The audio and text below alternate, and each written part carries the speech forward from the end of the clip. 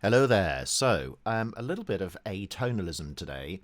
One of the things I would point out is this, first of all, is taken from a recent upload, 5M1 Crash Landing from The Empire Strikes Back.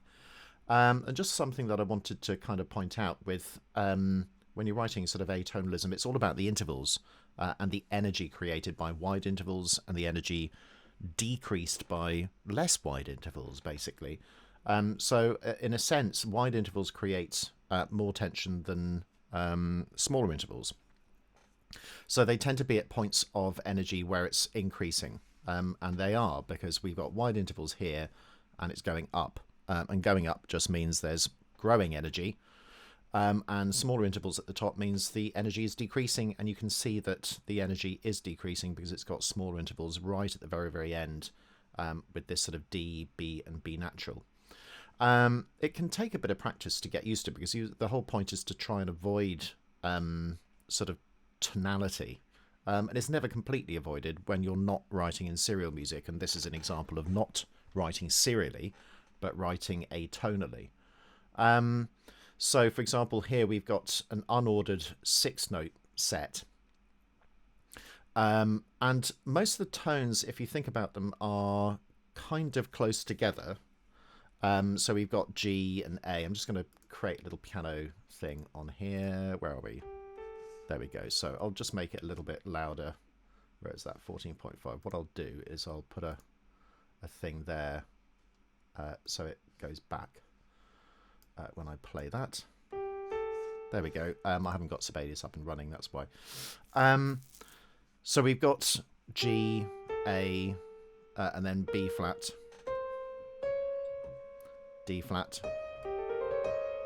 So actually it's a sort of, in fact, it's almost an octatonic idea, but it's got everything else with it. Like that as well. So the fact that you create wide intervals is an interesting one because it sounds atonal. I'll do it up the octave.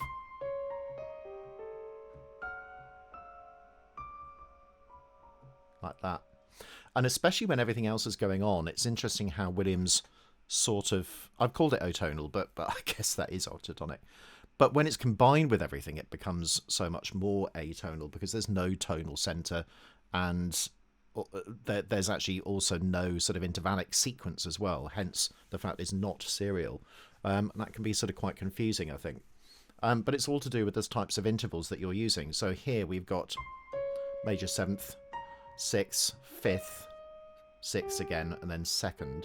So you'll notice the energy is decreasing when it goes back up. It's balancing that sort of rather angular shape. And also, even here, it's decreasing because we've had a wide interval to begin with. Then it decreases and then decreases again. And then here, we've just got sort of harmonic chords, and then it decreases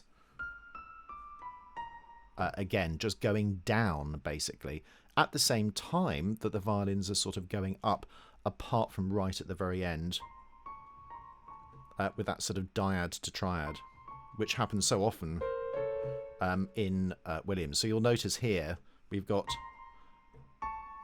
and then the very next thing,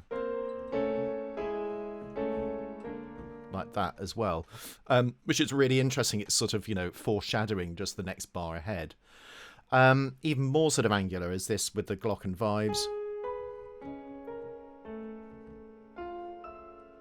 like that. Which is really interesting as well. Again, wide intervals create tension. So I think just sort of experimenting, but then having some sort of support with it is interesting, where we've got, you know, a diatonic B minor chord. So he's using B, C sharp, D, E and F sharp as well. But again, there's sort of, and then it changes chord. And that's just sort of, you know, voice leading, really.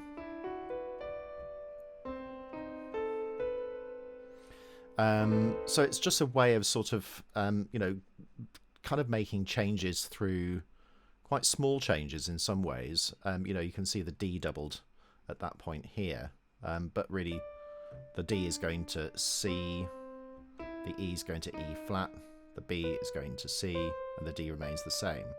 So it's creating the smallest possible change that you can, especially when everything else is going around. It's sort of quite interesting. So to mock it up, you know, very simply sort of did all the violins pretty much, not quite individually. Didn't have time. But I am using this new cool thing by Sonic Couture called Threnody, which is just fantastic. So what you can do, it's on an XY basis, and you choose the sort of type of sound that you want: chaos, tremoli, molto, sul, ponticelli, etc. I'll do that in another one, just to sort of see what happens with it. But here is the mock-up.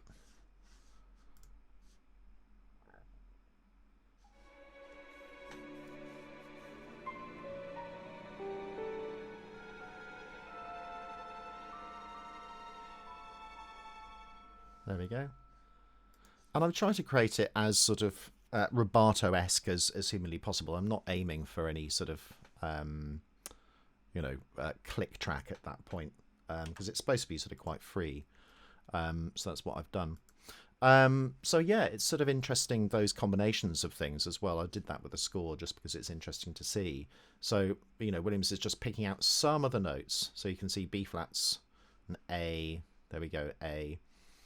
And then F and G flat, F and E, lots of major sevenths, of course, and then this sort of a little 3/3 at the end as well, which is also quite an important thing for Williams as well. Mostly it's in this shape, where you have a middle C and then G sharp and then B as well. So that tends to occur quite often. So interesting little 2-bar sequence, which benefited from a sort of interesting mock-up at that point. Speak to you soon. Hello there. A little bit more on atonalism. So when writing it yourself, I think it's important to try and avoid obvious tonality. Sometimes it can't be avoided, but sometimes, you know, implied tonality is sort of okay. The important thing is the angularity of the intervals and also what you do with them. So it's all about energy, something that is progressive energy and something that is recessive energy. So progressive energy, let's do that as a plus, and recessive energy as a minus. So sometimes in the small scale, we've got little pluses. So here, there's a lot of angularity between the notes, and it's obviously chromatic as well. But this particular interval here is more of a passive element, because first of all, the entire shape of it is sort of decreasing. So it's sort of done that, but that is kind of, you know, receding from the lowest point of view as well. So that's important. You could also add long intervals at the end as well. So I'm going to have that going on, and then even more of a recessive element, more of a minus, to balance the positivity and I call it positivity. It's not necessarily positive, but you know, progressive nature of what's going on. So according to Williams, we need to also double some of those notes as well. So let's say that was a glock. We might have this idea.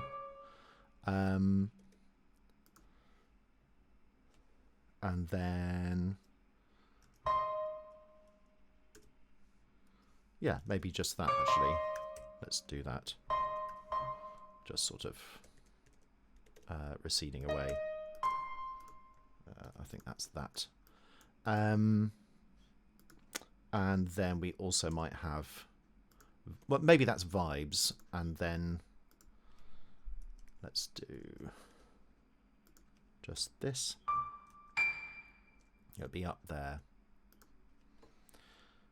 And then a slightly different interval as well.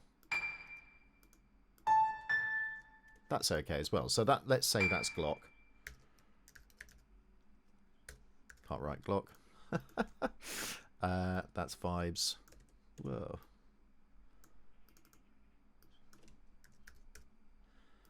And this is sort of, let's say, you know, piano or something that could even be harp. Or piano, or even celeste. So then to counterbalance it, in terms of accompaniment, we've also got strings as well. So I'll do, let's put that up there. We don't really need that anymore, and I can just move that over there. So let's have a think about what the sort of nature of this is. So we're all sort of around that area. So notes that we haven't used.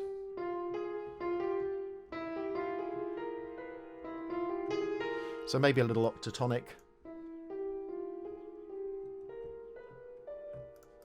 Something like that.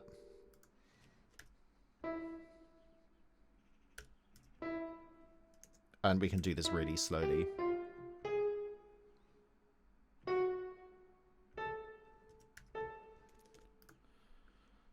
So something like that.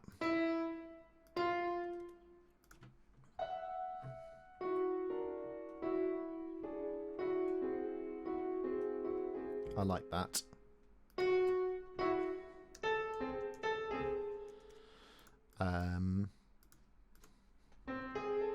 Yeah, that sort of works to me. And then maybe that's all sort of tremolando as well, and that's all strings.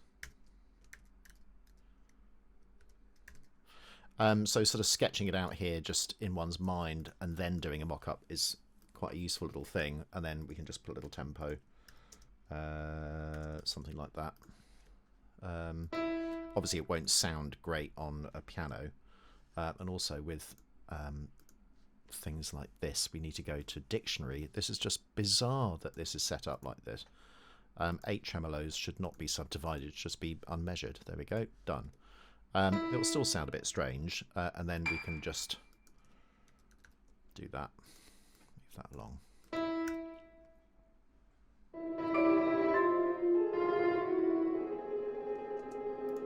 A bit strange just on the piano, but you kind of get the idea. Let's do that without the octatonic elements. There we go. So there's sort of some semblance of tonality there, but it doesn't have a tonal center and essentially is atonal. But the main point of it was to really sort of always think about sort of something which is progressive and something which is recessive. Recessivity is, it's not a word, first of all, but anything that's recessive is going down, getting quieter, getting slower, longer note values, and you know, legato, slurs, that sort of thing. Anything that's more progressive, faster note values, shorter things, getting quicker, getting louder, etc. So if we are doing this, because of the wide interval at the beginning, it would probably just diminuendo all the way through. And sometimes you can bind them both with that as well, because there's sort of other sort of things going on in the same time continuum, which is different from one layer. So this is one layer which is just receding, and this one actually increases and then recedes at a different rate, and that can be quite fun to do as well. So I just thought it would be useful just to sort of have a really quick look at a very, very short sort of, well, motif really. But the main point is something which is progressive, something which is recessive, and are they balanced, and do they create a nice shape?